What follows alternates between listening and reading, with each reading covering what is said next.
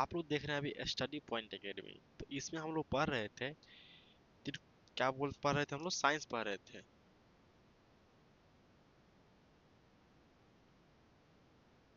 Science science में क्या पढ़ रहे थे हम लोग? भौतिकी।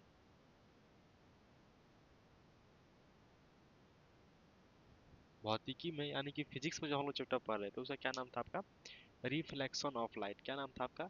Reflection of light. क्या नाम था? Reflection of light. अब यहाँ पे देखिए, रिफ्लेक्शन ऑफ लाइट में अभी जो हम लोग आप लोग जो है थोड़ा टेस्ट टाइप का ऑब्जेक्टिव क्वेश्चन पूछ रहे हैं 10, क्योंकि ऑब्जेक्टिव भी बहुत इंपॉर्टेंट है क्वेश्चन सॉल्व करना। तो हम जो है आप लोगों को 10 ऑब्जेक्टिव क्वेश्चन दे रहे हैं, पूछ रहे हैं, आप लोग बताइए। पहला क्वेश्चन बताइए आप लोग, प्रकाश के परावर्तन के कितने नियम होते हैं?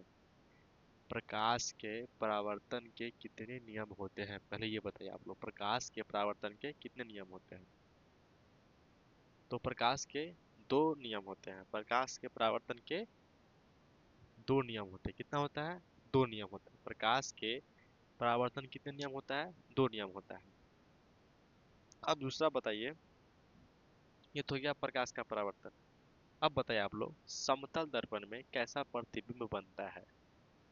समतल दर्पण में कैसा प्रतिबिंब बनता है? तो कैसा बनता है? काल्पनिक बनता है।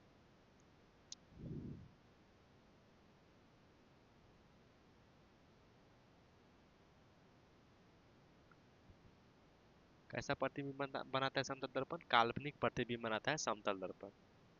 कैसा प्रतिबिंब बनाता है? काल्पनिक प्रतिबिंब समतल दर्पण द्वारा बनाया जाता है। और कैसा बनाता है? और उल्टा बनाता है। और कैसा बनाता है? उल्टा बनाता है। और बताइए, बराबर बनाता है, सीधा बनाता है कि बराबर बनाता है? तो कितना बनाता है? बराबर प्रतिबिंब बनाता है। बराबर प्रतिबिंब बनाता है समतल दर्पण। अब बताइए आप लोग, दूसरा क्वेश्चन है आप लोगों से कि गोलीय दर्पण के कितने प्रकार होते हैं? गोलीय दर्पण के कितने टाइप्स होते हैं, या गोलीय दर्पण कितने प्रकार के होते हैं?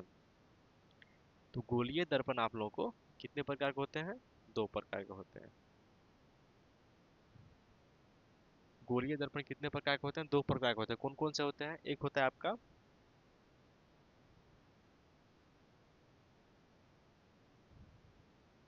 अवतल दर्पण, एक होता है आपका उत्तल दर्पण। गोलीय दर्पण कितने प्रकार के होते हैं? दो प्रकार के होते हैं। एक होता है आपका अवतल दर्पण, एक होता है आपका उत्तल दर्पण। अब आप लोग चौथा क्वेश्चन बताइए कि सोर्स ऑफ लाइट यानी कि प्रकाश के स्रोत के कितने प्रकार हैं? प्रकाश के स्रोत के कितने प्रकार है?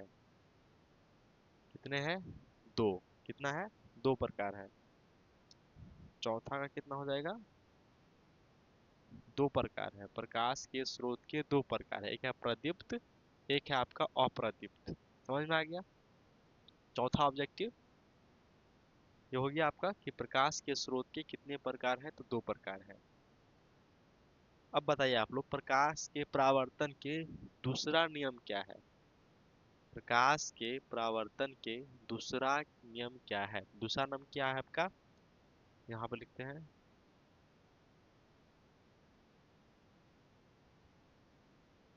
आपतन कोण, कोण आई इक्वल टू, यहाँ पर लिख देते हैं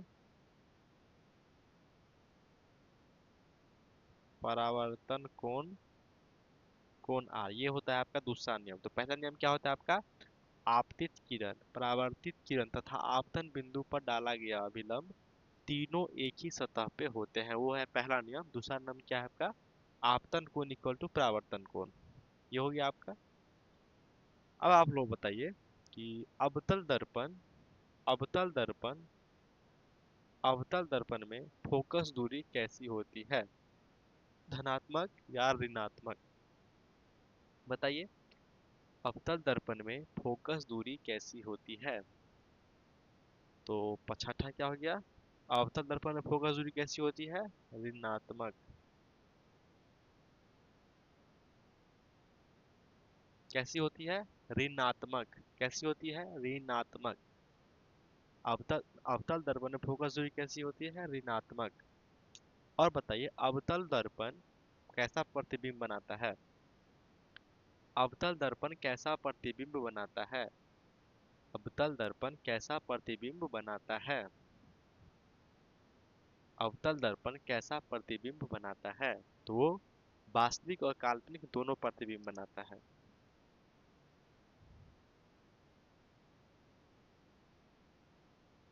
वास्तविक और काल्पनिक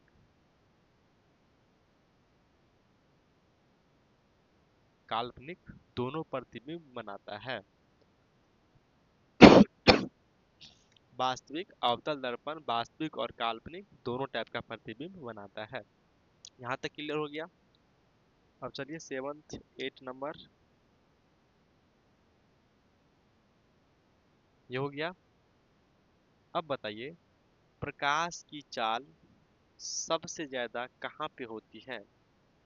प्रकाश की चाल यानी स्पीड ऑफ लाइट सबसे ज्यादा कहाँ पे होती है?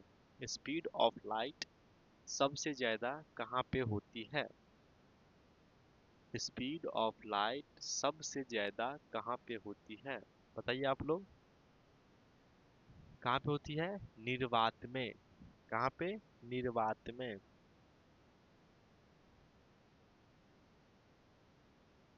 निर्वात में कहाँ होती है सबसे ज्यादा? निर्वात में होती है। प्रकाश की चाल सबसे ज्यादा कहाँ पे होती है? निर्वात में होती है।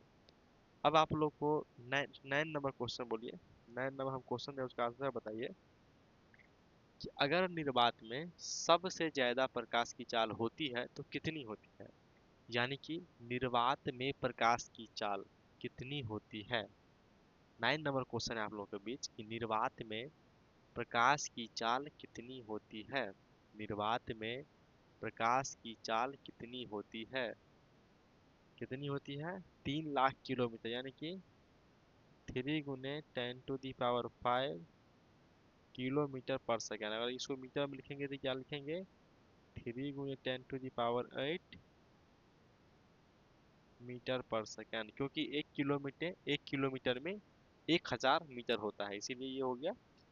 किलोमीटर में हो गया तो 3 लाख किलोमीटर यानी 3 × 10⁵ किलोमीटर पर सेकेंड। और मीटर में 3 × 10⁸ मीटर पर सेकेंड। ये हो गया आप लोगों का। और 10वां बताते हैं। 10वां क्वेश्चन बताइए आप लोग कि अगर मान लीजिए एफ बराबर 2 सेंटीमीटर देंगे तो आर बराबर क्या होगा?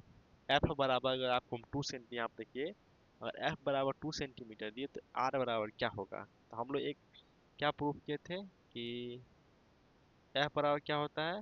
r/2। एफ दिया है, आर नहीं दिया गया है, तो आर निकालेंगे तो क्या आ जाएगा आपको यहाँ से? 2 × एफ। तो आर बराबर क्या हो गया? 2 × 2 सेंटीमीटर यानी कि आर बराबर कितना हो गया आपका? 4 सेंटीमीटर। आर बराबर कितना हो गया आपका? 4 सेंटीमीटर। आर बराबर कितना हो गया? 4 सेंटीमीटर। ये 10 ऑब्जेक्टिव था। तो आप लोग कितना आप लोग जवाब दे पाए, कितना आप लोगों को आता था, खुद ब खुद आप लोग अपने से नंबर डाल लीजिए 10 में कि आपको कितना नंबर आया। आप लोग को अगर 10 क्वेश्चन हम पूछे हैं तो आप लोग अपने में अपने ईमानदारी से आप लोग पता करिए कि आप लोगों को 10 में से कितना नंबर आया, उसको आप लोग पता करिए। अब चलिए हम लोग कहाँ पे थे? हम लोग का टॉपिक कहाँ पे चल रहा था? हम लोग अवतल दर्पण के बारे में पढ़ लिए थे। अब हम लोग जो पढ़ने वाले हैं उत्तल दर्पण के बारे में पढ़ने वाले हैं। चलिए इसको क्या करते हैं, इरेज करते हैं। नोट कर लिए होंगे। चलिए इसको इरेज कर देते हैं।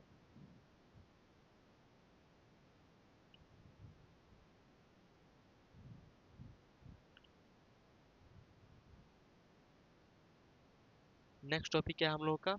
नेक्स्ट टॉपिक क्या है आप लोग का? हम लोग का उत्तल दर्पण। हम लोग क्या पढ़ने वाले हैं?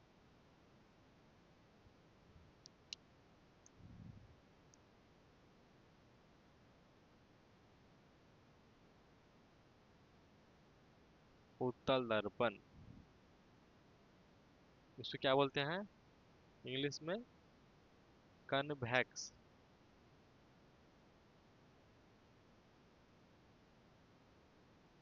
Convex mirror. क्या बोलते हैं इंग्लिश में इसको? Convex mirror. देखिए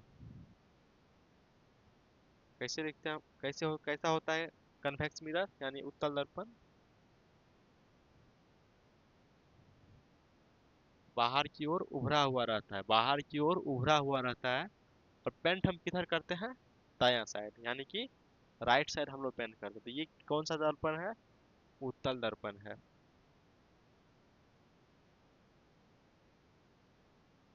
कौन सा दर्पण है आप लोगों का, ये उत्तल दर्पण है। अब यहाँ पे देखिए, यहाँ पे क्या है, पोल, और ये क्या है आपका वक्रता केंद्र, ये क्या है आपका फोकस दूरी एफ।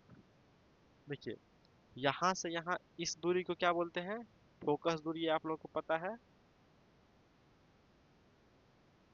फोकस दूरी। और इसको क्या बोलते हैं, वक्रता केंद्र। और यहाँ से यहाँ तक क्या बोलते हैं, वक्रता त्रिज्या।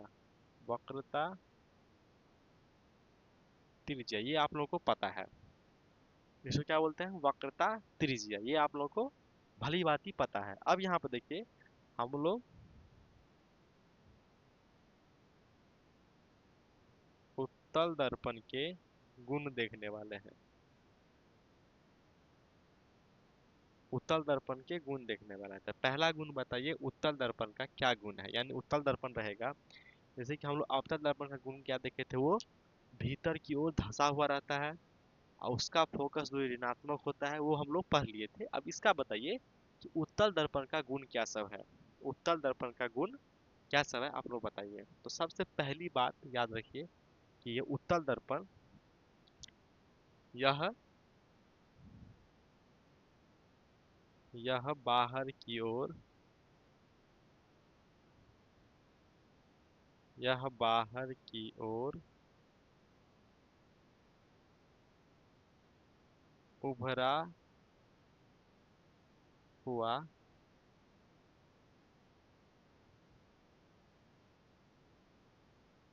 रहता है। यानी कि देखिए ये जो है दर्पण आपको बाहर की ओर उभरा हुआ लग रहा है, और एक होता है अवतल दर्पण जो कि धंसा हुआ रहता है बाहर की ओर, अंदर की ओर। तो पहला क्या होगा कि यह बाहर की ओर, देखिए इस साइड तो पेंट है तो इस साइड से कुछ दिखेगा नहीं, इस साइड से दिखेगा, जिस साइड से दिखता है वो क्या है आपका बाहर की ओर उभरा हुआ है। उत्तल दर्पण अवतल दर्पण ऐसे रहता है जो कि अंदर की ओर धंसा हुआ रहता है। और पेंट वाला पार्ट से तो पेंट क्या रहता है वो तो आप लोगों को पता चल गया। अब दूसरा बताइए, इसका फोकस दूरी क्या होती है। जैसे कि अवतल दर्पण का फोकस दूरी क्या होती थी, ऋणात्मक होती थी। तो इसका फोकस दूरी क्या होगा, इसका फोकस दूरी क्या होगा। तो देखिए हम समझा भी दे रहे हैं, फोकस दूरी, यहाँ पर इसका फोकस दूरी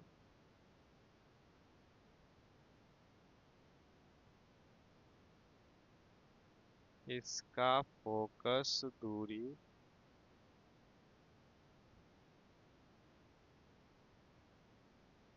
धनात्मक धनात्मक होता है। धनात्मक कैसे होता है, यहाँ पे देखिए ये क्या है आपका पोल है। अगर पोल से कोई भी चीज, चाहे फोकस हो चाहे वक्रता केंद्र हो, अगर वो दायां साइड है या ऊपर है तो उसको क्या बोलेंगे हम लोग कि धनात्मक है। और जो पोल से बायां साइड हो और नीचे हो उसको क्या बोलेंगे हम लोग, ऋणात्मक है। तो यहाँ पर देखिए पोल के किधर है, बायां साइड है, नहीं सॉरी दायां साइड है। जो दायां साइड रहता है यानी कि राइट साइड में रहता है उसको क्या बोलते हैं, धनात्मक है। तो वो क्या हो गया आपका, धनात्मक हो गया। इतना आप लोगों को पता चल गया। अब बताइए आप लोग कि ये जो है आपका उत्तल दर्पण कैसा प्रतिबिंब बनाता है। उत्तल दर्पण जो है कैसा प्रतिबिंब बनाता है, सबसे पहली बात बताइए, उत्तल दर्पण कैसा प्रतिबिंब बनाता है। उत्तल दर्पण कैसा प्रतिबिंब बनाता है, तो लिखेंगे यह यह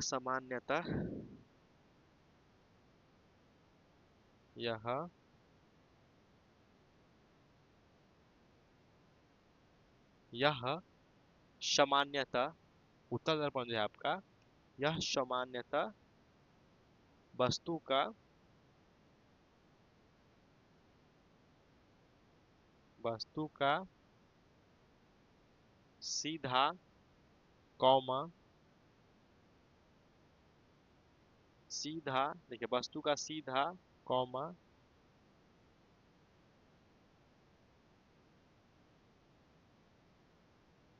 कॉमा आभासी और कॉमा यहाँ पे लिख लीजिए थोड़ा, कॉमा आभासी या काल्पनिक, आभासी और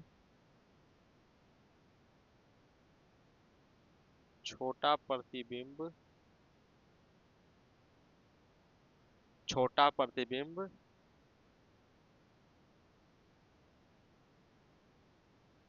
छोटा प्रतिबिंब बनाता है। यानी कि यह जो है सामान्यतः जो है वस्तु का छोटा प्रतिबिंब बनाएगा और सीधा बनाएगा, उल्टा नहीं बनाएगा। ये हम लोग आप लोग समझ लिए। अब यहाँ पे तो इसका गुण हो गया। अब बताइए आप लोग कि उत्तल दर्पण हम लोग यूज कहाँ पे करते हैं। जैसे अवतल दर्पण का देखे थे कि अवतल दर्पण जो है हम लोग हजामती बनाने में अवतल दर्पण का यूज करते हैं। हजामती बनाने में हम लोग अवतल दर्पण का यूज करते हैं। और डॉक्टरों द्वारा नाक कान को देख, क्योंकि वो जो है प्रतिबिंब का मतलब वस्तु का जो प्रतिबिंब बनाता है बहुत बड़ा बना देता है। तो यहाँ पे रख के जो है वो अंदर का जो चीज है देख लेता है। जैसे कान का जो है यहाँ पे लगा के अंदर का देख लेता है कि तो बड़ा बड़ा दिखाता है, इसीलिए दिखा देता है। तो उत्तल दर्पण का उपयोग कहाँ कहाँ होता है, तो चलिए इसको पहले इरेज कर देते हैं। यहाँ तक आप लोग लिख लीजिए। ये जो गुण है आप लोग इसको नोट कर लीजिए या तो स्क्रीनशॉट मार लीजिए। चलिए इसको इरेज करते हैं। अब इसका हम लोग क्या लिख रहे हैं, उपयोग। कि उत्तल दर्पण का हम लोग उपयोग कहाँ करते हैं। उत्तल दर्पण का हम लोग उपयोग कहाँ करते हैं। उपयोग देखिए, उपयोग पहला उपयोग कहाँ करते हैं हम लोग, पहला उपयोग कहाँ करते हैं, गाड़ियों के साइड मिरर में। कहाँ करते हैं हम बता दिए थे, गाड़ियों के,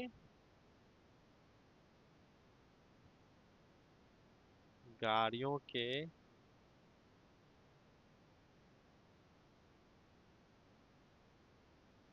साइड मिरर में। कहाँ यूज करते हैं हम लोग, गाड़ियों के साइड मिरर में। दूसरा कहाँ पे यूज करते हैं हम लोग, दूसरा कहाँ यूज करते हैं बताइए, स्ट्रिक्ट लाइट में।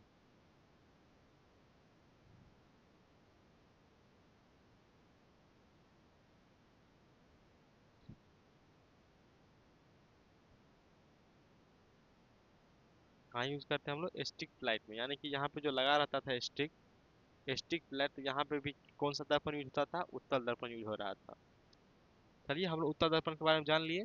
अब हम लोग जो अवतल दर्पण के बारे में हम लोग कुछ पढ़े थे उससे थोड़ा आगे बढ़ाते हैं। हम लोग क्या पढ़े थे कि अवतल दर्पण में, अवतल दर्पण में किरणों का व्यवहार क्या पढ़ लिए थे। अवतल दर्पण में हम लोग किरणों का व्यवहार देखे थे। इससे पहले वाले वीडियो में अवतल दर्पण में हम लोग किरणों के व्यवहार देख चुके थे। क्या देख लिए थे, अवतल दर्पण में हम लोग किरणों का व्यवहार देख लिए थे। तो यहाँ पर देखिए जैसे कि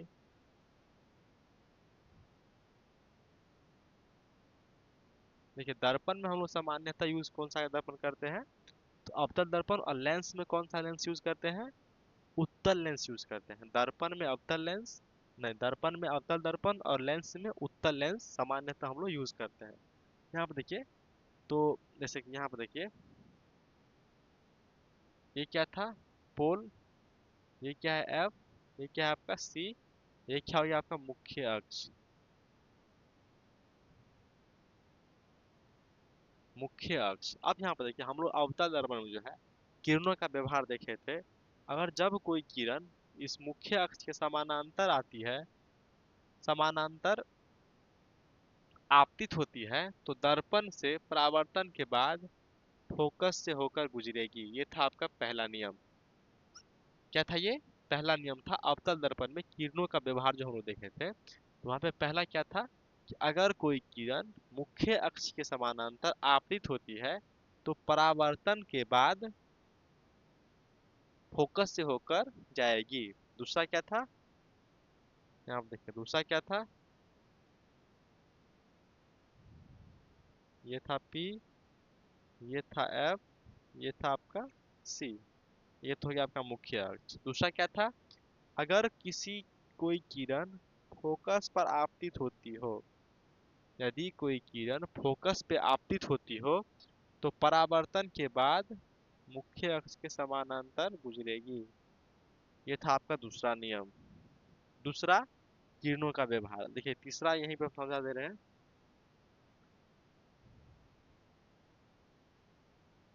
ये था आपका फोकस, ये था आपका सी। तीसरा क्या था, अगर कोई किरण वक्रता केंद्र पर आपतित होती हो, वक्रता केंद्र पर आपतित होती हो तो पुनः परावर्तन के बाद पुनः उसी रास्ते से वापस लौट जाती है। ये था आपका तीसरा नियम। चौथा क्या था कि, चौथा यहाँ पे समझा दे रहे हैं। अगर कोई किरण किसी एंगल पे आपतित होती हो, किसी एंगल थीटा पे आपतित होती हो तो परावर्तन के बाद पुनः उसी एंगल पे वापिस चली जाएगी। ये था आपका चौथा नियम, जो कि हम लोग देख चुके थे बहुत ही अच्छे से। तो इसमें थोड़ा हम लोग चर्चा किया क्योंकि इसका यूज हम लोग अभी करने वाले हैं, इसीलिए हम लोग इसका यूज किए। समझ में आ गया। अब चलिए हम लोग देखने वाले हैं कि अवतल दर्पण में प्रतिबिंब का स्थान। प्रतिबिंब यानी कि दर्पण के कहाँ कहाँ हम वस्तु रखेंगे तो प्रतिबिंब कहाँ बनेगा, वो हम लोग देखने वाले हैं। अवतल दर्पण में प्रतिबिंब का स्थान।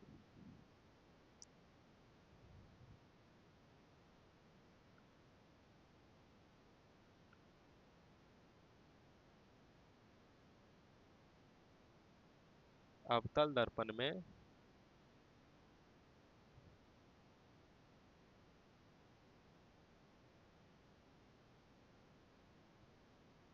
प्रतिबिंब का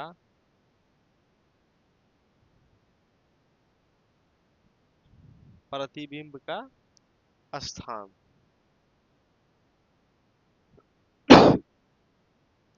अवतल दर्पण में प्रतिबिंब का स्थान, तो सबसे पहले क्या करेंगे हम लोग,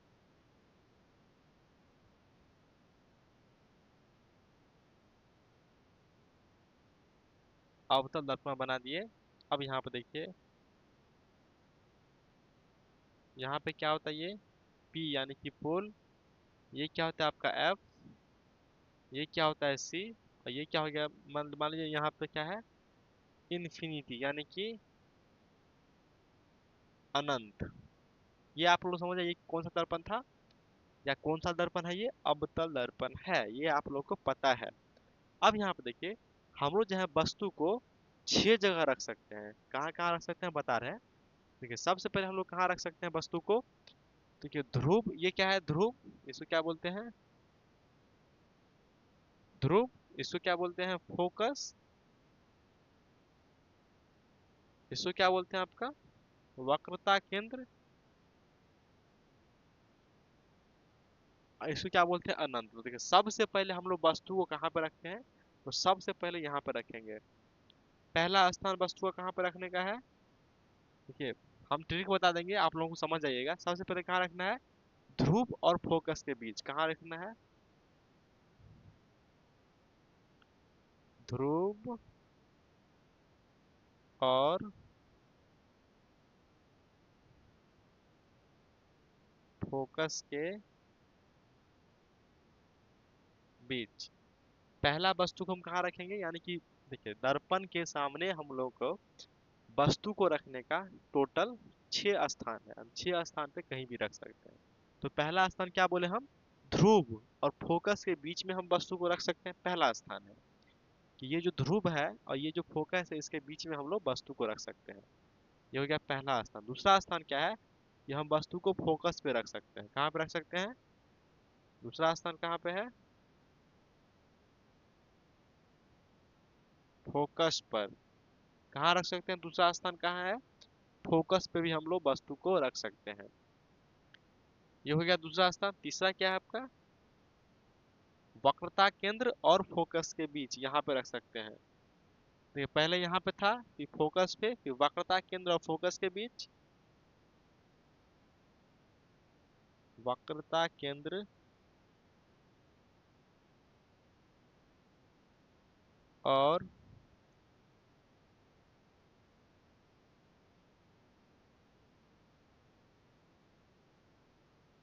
वक्रता केंद्र और फोकस के बीच रख सकते हैं। ये था आपका तीसरा तीसरा स्थान जहाँ पे हम लोग वस्तु को रख सकते हैं। अब देखिए चौथा स्थान का है कि हम लोग वक्रता केंद्र पे रख सकते हैं। चौथा क्या है आपका?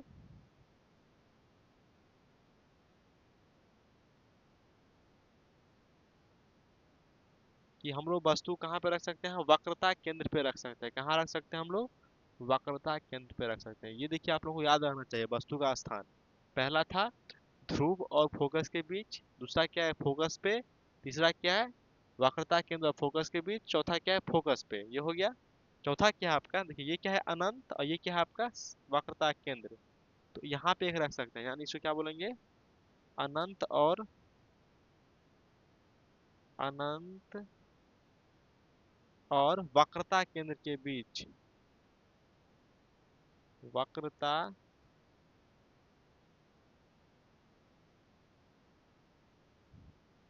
वक्रता केंद्र के बीच हम लोग रख सकते हैं। कहाँ रख सकते हैं? देखिए अनंत, और यहाँ अनंत और वक्रता केंद्र के बीच रख सकते हैं। अब यहाँ पे देखिए पचमा कहाँ पे रख सकते हैं? पचमा एक हम लोग अनंत पे रख सकते हैं। कहाँ पे? अनंत पे रख सकते हैं। कहाँ रख सकते हैं वस्तु को? अनंत पे रख सकते हैं। तो यहाँ पे देखिए 6 स्थान है जहाँ पे हम लोग वस्तु को रख सकते हैं। अब छह छह के बारे में हम लोग पढ़ने वाले हैं कि अगर हम वस्तु को अगर ध्रुव और फोकस के बीच रखेंगे तो प्रतिबिंब कहाँ बनेगा, और प्रतिबिंब कैसा बनेगा और किस आकार में बनेगा, वो हम लोग पढ़ने वाले हैं। उसी तरीका से हम 6 का 6 केस देखने वाले हैं। अगर वस्तु को यहाँ पे रखेंगे तो मेरा प्रतिबिंब कैसा बनेगा, और प्रतिबिंब बनेगा कहाँ, और प्रतिबिंब का आकार कैसा रहेगा, सब हम लोग देखने वाले हैं। चलिए इसको आप लोग क्या करिए, नोट कर लीजिए। नोट कर लिए? चलिए इसको इरेज करते हैं। नोट कर लिए? चलिए इसको इरेज मारते हैं।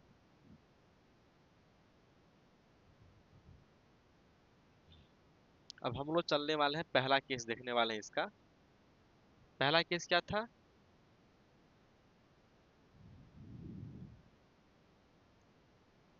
देखिए ये हो गया आपका अवतल दर्पण, ये P, ये F, ये C। अब मान लीजिए इधर कहीं पे क्या है आपका? अनंत। मान लीजिए इन्फिनिटी दे दिए, अनंत। सबसे पहले केस में हम लोग वस्तु को कहाँ पर रखेंगे? यहाँ पे रखेंगे। मान लीजिए यहाँ पे रख दिए। वस्तु का नाम क्या दिए? ए और बी। वस्तु का क्या नाम दिए? ए और बी। वस्तु का क्या नाम है? ए और बी।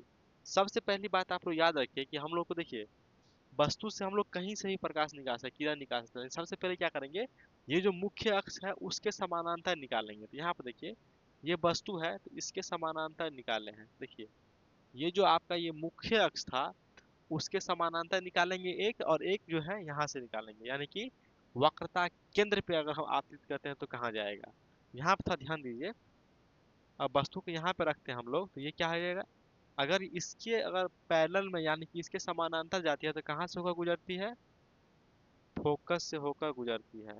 मान लीजिए फोकस से होकर गुजर गई। देखिए ये जो वस्तु था अगर उसके अगर समानांतर हम अगर इसके समानांतर अगर किरण पात करते हैं तो परावर्तन के बाद सीधा फोकस होकर गुजरेगी। अब यहाँ पर थोड़ा ध्यान दीजिए, अगर हम इस पे देंगे, इस पे तो नहीं जा पाएगा। यहाँ पे देखिए अगर वक्रता के तो इधर जाएगा। तो मान लीजिए इधर अगर इधर से अगर हम यहाँ पे अगर आपतित करते हैं तो ये किधर भाग जाएगा? इधर भाग जाएगा। दूसरा हम लोग को याद रखना है कि अगर वक्रता केंद्र पर होता तो हम यहाँ पे करते, लेकिन देखिए यहाँ पे तो है नहीं। अगर मान लीजिए दूर में करेंगे तो उधर जाएगा, तो उधर से टकरा के उधर चल जाएगा। यहाँ पे देखिए इधर तो वस्तु बनेगा नहीं, तो यहाँ पे देखिए इसका इसका जो है ना काल्पनिक प्रतिबिंब बनेगा। कैसा बनेगा? मान लीजिए इमेजिन कर रहे हैं कि इधर जा गया, तो ये भी इधर जा रहा है। धीरे धीरे यहाँ पे मान लीजिए मिल गया, और यहाँ पे देखिए वस्तु प्रतिबिंब यहाँ बन गया। यहाँ पे क्या बना? ए डैश और बी डैश। ये क्या है आपका? प्रतिबिंब का नाम है। यहाँ पे देखिए तो यहाँ पे था देखिए प्रतिबिंब कैसा बना? प्रतिबिंब कहाँ बना? तो प्रतिबिंब दर्पण के पीछे बना। तो कहाँ पे बना?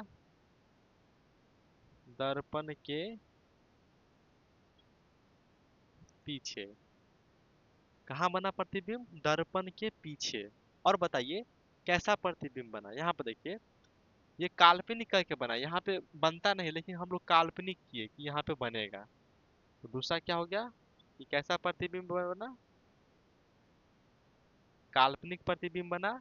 और कैसा बना, उल्टा बना कि सीधा बना। यहाँ पर देखिए ये था क्या, ए और बी, तो इधर भी क्या है आपका ए डैश और बी डैश, यानी कि प्रतिबिंब जो है आपका सीधा ही बना।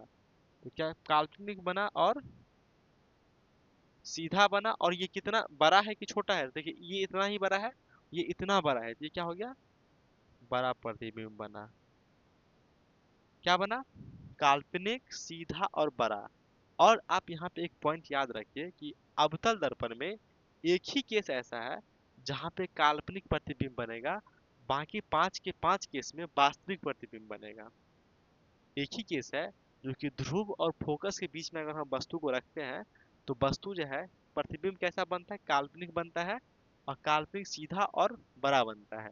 ये आप लोग याद रखिए कि अवतल दर्पण में एक ही ऐसा केस है जहाँ पे बस प्रतिबिंब काल्पनिक बनता है और ये दर्पण के पीछे बनता है। देखिए ये दर्पण ये है, दर्पण के पीछे प्रतिबिंब बना है, तो एक ही केस ऐसा है जो कि दर्पण के पीछे बनेगा प्रतिबिंब। चलिए ये इसको आप लोग नोट कर सकते हैं। यहाँ पर इसको मतलब यहाँ पर देखिए, यहाँ से यहाँ से किरण गया है और इधर पास हो गया और इधर फोकस पे है, ये आप लोग नोट कर सकते हैं। चलिए ये पहला था कि अगर वस्तु को फोकस और ध्रुव के बीच में रखें, फोकस और ध्रुव के बीच में रखें तो ये दर्पण के पीछे बनेगा और काल्पनिक बनेगा। काल्पनिक मतलब जो इसको काल्पनिक करके बनाया गया है और सीधा और बड़ा। चलिए हम आप लोगों को एक चीज और बता देते हैं, उसके बाद हम लोग दूसरा केस की ओर चलेंगे।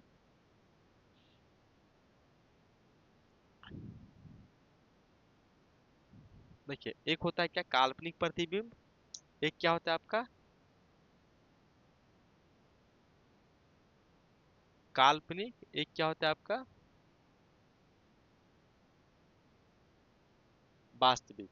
क्या होता है, एक काल्पनिक होता है, एक क्या होता है वास्तविक। काल्पनिक का मतलब क्या हुआ कि हम लोग कल्पना करते हैं कि हम प्रधानमंत्री अगर होते, कल्पना कर रहे हैं कि हम प्रधानमंत्री होते, कल्पना कर रहे हैं। तो कल्पना करेंगे तो कैसा होगा, वो कल्पना कर रहे हैं तो वो क्या होगा, सीधा ही होगा कि हम कल्पना किए।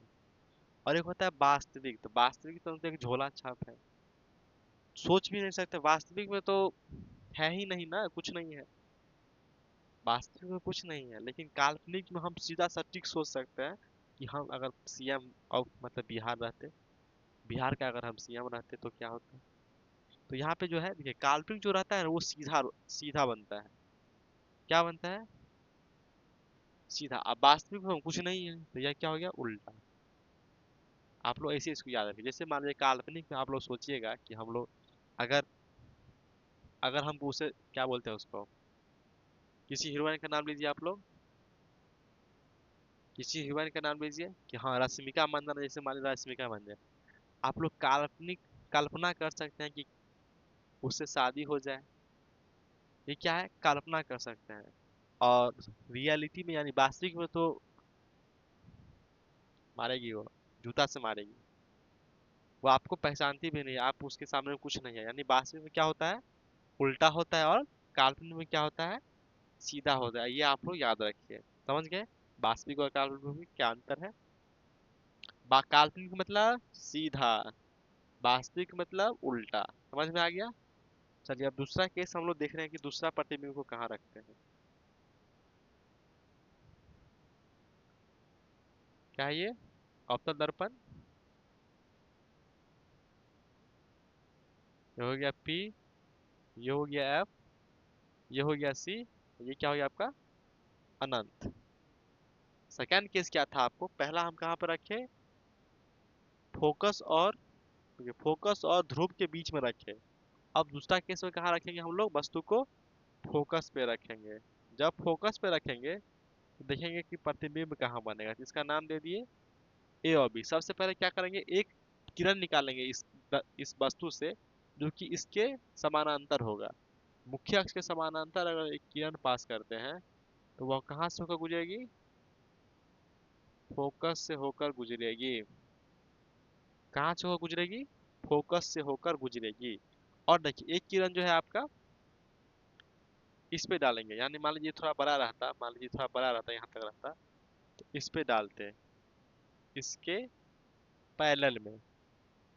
तो ये परावर्तन के बाद वो कहाँ से इसी पे वो चली जाती है, तो ये क्या होगा, बाद में कहीं ना कहीं जाके ये मिल जाएगा। ये बाद में कहीं देखिए दोनों ये भी इधर आएगा और ये भी इधर आएगा। मान लीजिए ये थोड़ा हम छोटा लिए हैं तो ये भी इधर कहीं पे आएगा और ये जाके कहीं कहाँ मिलेगा, अनंत पे मिल जाएगा। कहाँ मिलेगा ये, अनंत पे जाकर कहीं पे कहीं ना कहीं ये मिल जाएगा। यहाँ पे देखिए ये जो f है आपका, ये जो f है यहाँ पे देखिए, पर इसके समानांतर दिए तो ये f से होके गया। और यहाँ पे देखिए अगर हम वक्रता केंद्र पे अगर कोई वस्तु निकाले तो यहाँ पे इस पे आएगा, तो यहाँ पे क्या होगा, कहीं ना कहीं अनंत पे जाके ये मिल जाएगा। तो कहाँ पे मिलेगा, अनंत पे मिलेगा। तो यहाँ पे देखिए वस्तु कैसा बना, वस्तु कहाँ बना, पहले क्या था, दर्पण के पीछे बना था। तो ये क्या हो गया, पहले दर्पण के आगे, दर्पण के आगे, और कहाँ बना है ये, अनंत पे बना है। कहाँ बना है, अनंत पे। कहाँ बना है, अनंत पे बना है। ये पहला हो गया। दूसरा बना, देखिए दर्पण के सबसे पहली बात तो आगे है, और जब आगे है तो कैसा प्रतिबिंब बनेगा, वास्तविक बनेगा। देखिए ये जो प्रतिबिंब कहीं ना कहीं बना है तो वास्तविक में ही बना था ना। यहाँ पे हम लोग काल्पनिक करके बनाए थे, जब ये फोकस और ध्रुव के बीच में था तो हम लोग काल्पनिक करके बनाए थे। लेकिन यहाँ पे अगर अनंत पे भी बन रहा है तो वास्तविक में बन रहा है। अगर वास्तविक में बन रहा है तो कैसा प्रतिबिंब बनेगा, बताइए बताइए, सीधा बनेगा।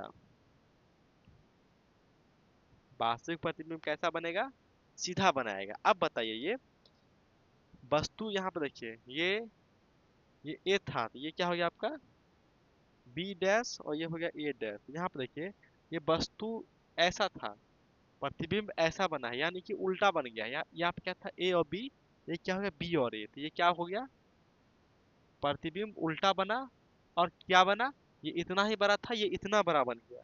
यहाँ पे देखिए ये कितना बड़ा, इतना बड़ा बन गया, यानी कि वस्तु से बहुत बड़ा बन गया। तो यहाँ पे क्या लिखेंगे, बड़ा प्रतिबिंब बन गया। ये आप लोग याद रखिए, बाद में हम एक शॉर्टकट बताएंगे तो उससे आप लोगों को हम याद करवा देंगे।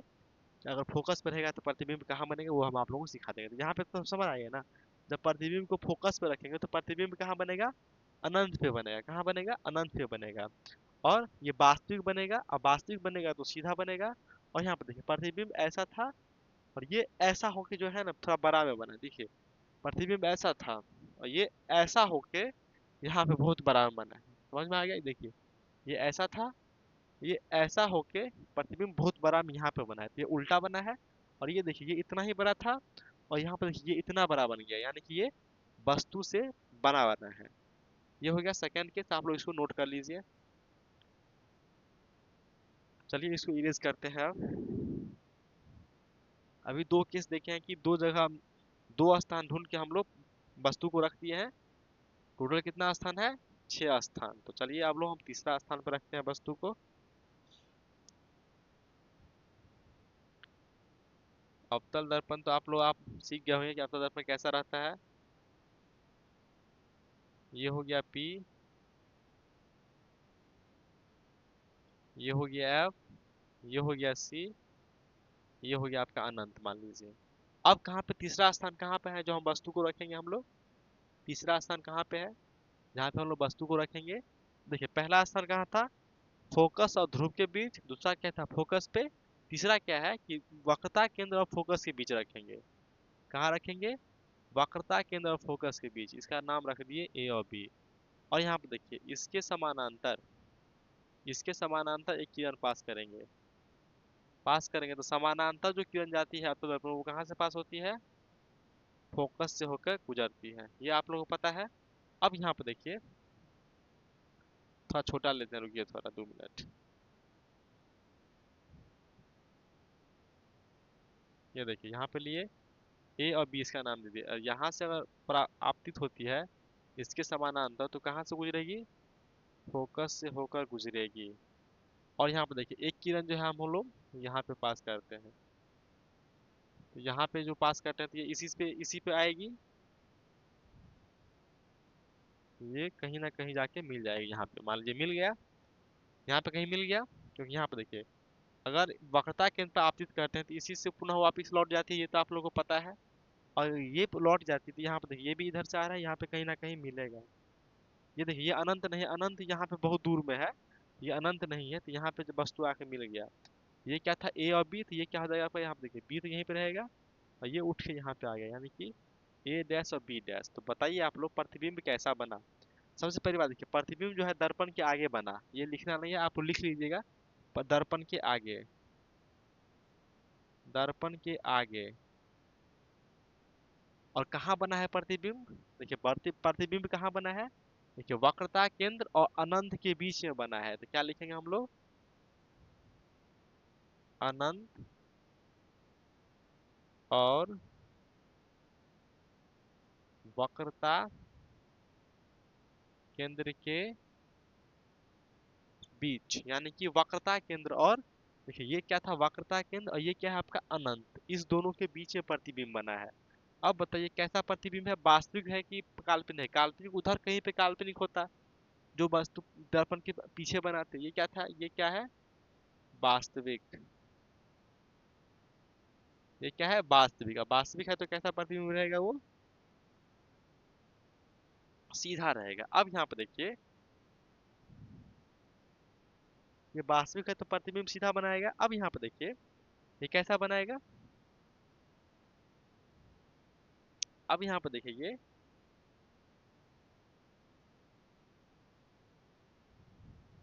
2 मिनट रुकिए थोड़ा, ये जब वास्तविक बनाएगा तो कैसा प्रतिबिंब बनाएगा, उल्टा बनाता है। देखिए अगर ऐसे में लिखे हैं तो थोड़ा वहां पर देख लीजिएगा, जब हम काल्पनिक करते हैं कल्पना करते हैं तब सीधा करते हैं, लेकिन जब वास्तविक करते हैं तो वास्तविक वो रियलिटी रहता है। जैसे मान लीजिए आप लोग सपना देख लिए हैं कि रश्मिका मंदाना से शादी करना है, तो वो काल्पनिक है तो वो क्या होगा, सीधा होगा। लेकिन रियलिटी में वास्तविक में तो ऐसा नहीं है, तो वहाँ पे उल्टा बनेगा। तो यहाँ पे जब भी अगला वाला भी केस में वहाँ पे सीधा लिख दिए तो आप लोग उसको सही कर लीजिए, आप दिखा भी दे रहे हैं। देखिए ये क्या है आपका ए बी है, यहाँ पे ध्यान दीजिए ये क्या है ए बी, ये है, ये पलट के है यहाँ पे बी है, ये क्या हो गया उल्टा हो गया, समझ में आ गया। और यहाँ पे देखिए वस्तु से कैसा है, ये देखिए इतना बड़ा है, ये थोड़ा बड़ा है, ये क्या हो गया बड़ा प्रतिबिंब हो गया। समझ में आ गया, तीसरा केस वस्तु से ये बड़ा बनाया है क्या। चलिए इसको अब इरेज करते हैं, तीसरा केस हो गया। अब हम लोग देखते हैं चौथा केस।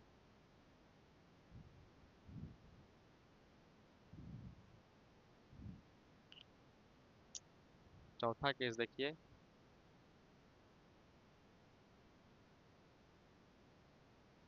ये क्या है पी एफ सी, ये कहीं ना कहीं पे अनंत है। अब यहाँ पे देखिए पहला कहाँ पे रख दिए, फोकस और वक्रता ध्रुव के बीच। दूसरा कहाँ रखे, फोकस पे। तीसरा कहाँ पे रखे, वक्रता केंद्र और फोकस के बीच। अब यहाँ पे देखिए तीसरा कहाँ पे रखेंगे, फोकस पे रखेंगे, मतलब वक्रता केंद्र पे रखेंगे। तो ये क्या हो गया आपका ए और बी, और इसके समानांतर एक किरण पास करेंगे तो कहाँ से गुजरेगी, वक्रता केंद्र के, मतलब फोकस से होकर ही जाएगी। ये समझ में आ गया।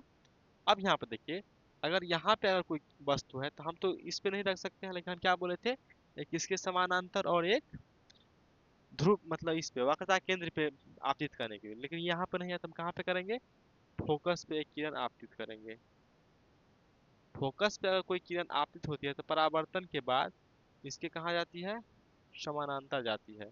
यहाँ पे देखिए थोड़ा ये गलत बन चुका है, जैसे कि मान लीजिए ये यहाँ पे थोड़ा टेढ़ा हो गया था ना, तो यहाँ पे देखिए सीधा अगर आएगा ना, तो ये जो है ना यहाँ पे बनेगा, यानी कि यहाँ पे प्रतिबिंब बनेगा। यहाँ पे क्या हो जाएगा, ये बी डैश और ये क्या हो जाएगा आपका ए डैश।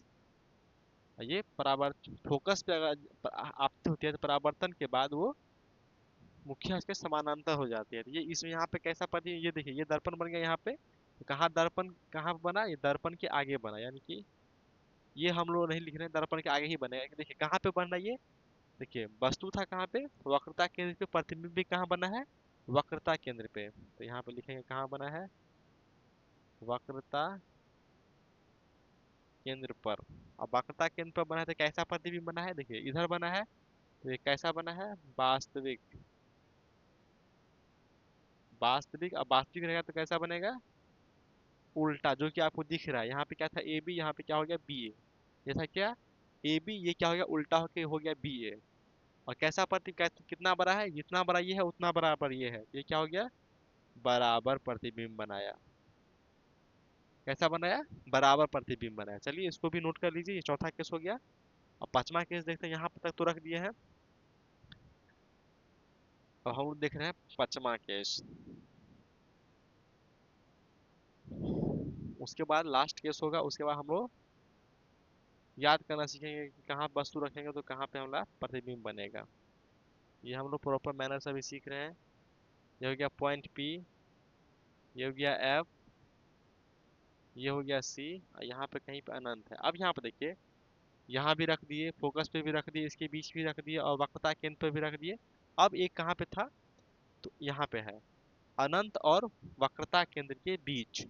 यहाँ पे देखिए अनंत और वक्रता केंद्र के बीच यहाँ पर रखे, ये क्या हो गया आपका ए, ए डैश नहीं, ये क्या हो गया बी। अब यहाँ पे देखिए, अगर इसके हम सीधे पहले इसके समानांतर एक हम किरण पास करेंगे, तो ये कहाँ से होकर गुजरेगी, फोकस से होके यो परावर्तन के बाद कहाँ से हो गुजरेगी, फोकस से को गुजरेगी। यहाँ तक आपको पता है। और एक देखिए यहाँ पे एक वक्रता केंद्र पे हम अगर पास करते हैं, तो यहाँ पे प्रतिबिंब बना, तो यहाँ पे क्या होगा, ये बी डैश, और ये क्या हो गया आपका बी। ये देखिए, ये क्या हो गया, ए हो गया। यहाँ पे प्रतिबिंब बना, दोनों मिला यहाँ पे, यहाँ पे प्रतिबिंब बन गया। यहाँ पे देखिए कहाँ पे प्रतिबिंब बना है, तो यहाँ पे देखिए ध्यान दीजिए, प्रतिबिंब कहाँ पे बना है, यहाँ पे बना है वक्रता केंद्र और फोकस के बीच। कहाँ बना है, वक्रता केंद्र और फोकस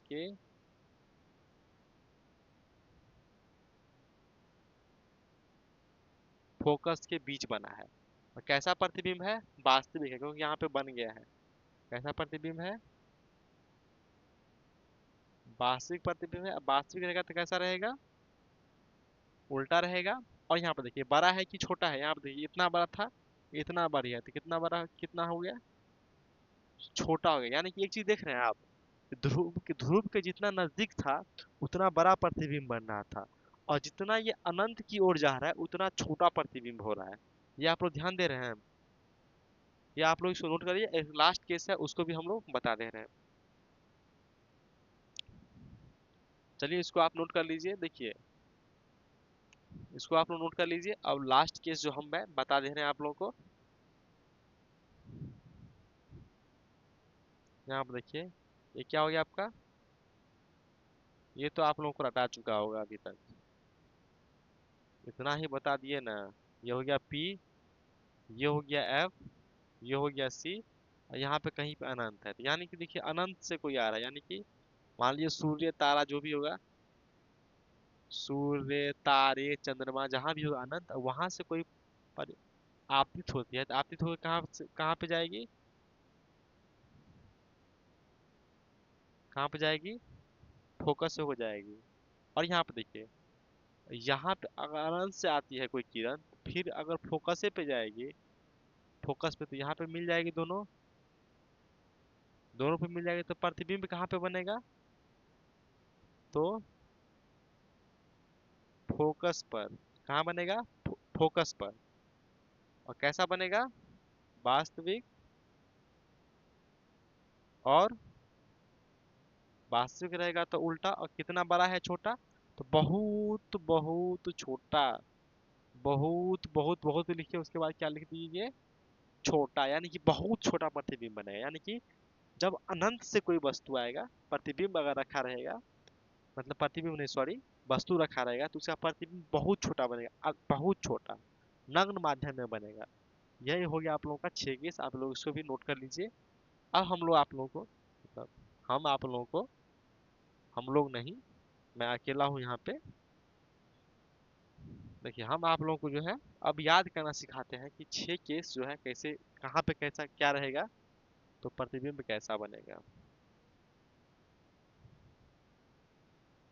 ये क्या है पी, ये क्या है एफ, ये क्या है आपका सी, ये क्या है अनंत। पहला केस क्या था, पहला केस ये था, दूसरा केस क्या था, तीसरा केस क्या था यहाँ पे, चौथा केस क्या था, पांचवा केस ये था, और छठा केस अनंत पे था।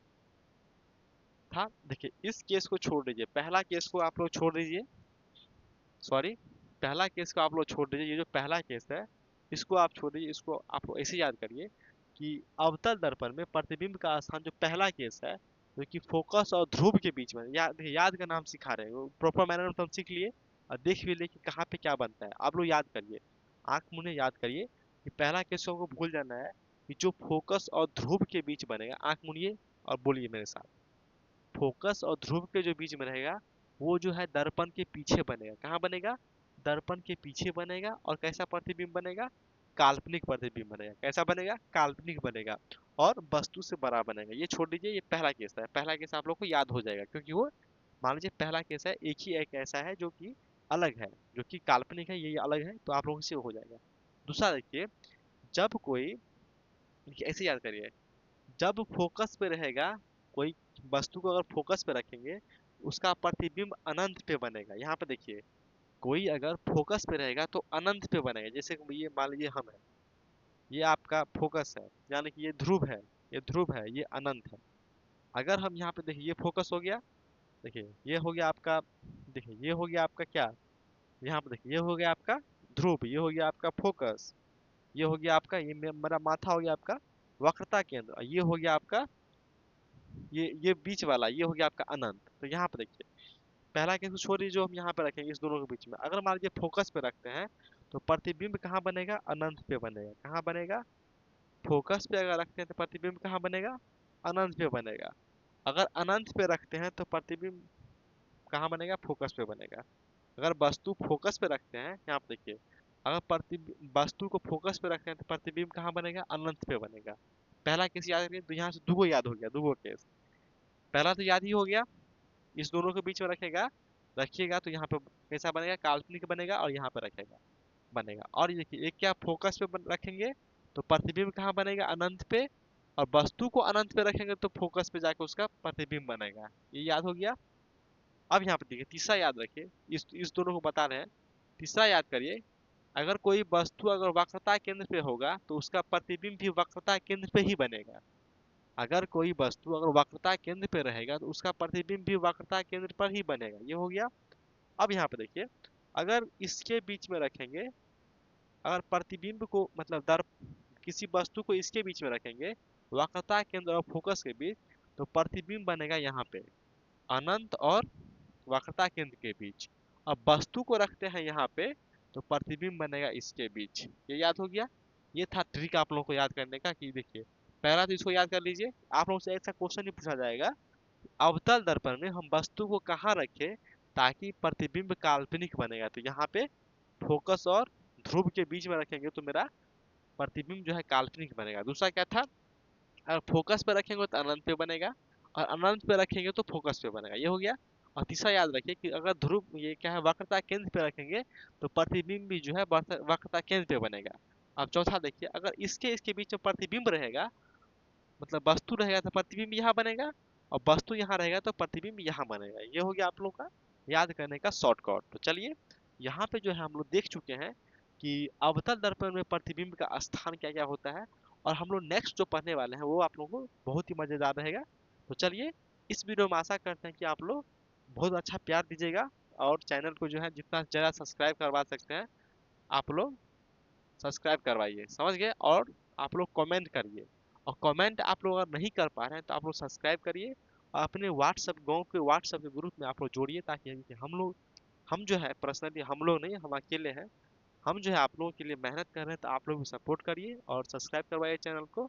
और हम आप लोगों के लिए ऐसे ही बनाते रहेंगे, और ऐसे ही आप लोगों के लिए लेक्चर लेते रहेंगे। तो चलिए, इस वीडियो में इतना ही, मिलते हैं नेक्स्ट वीडियो में। Thank you.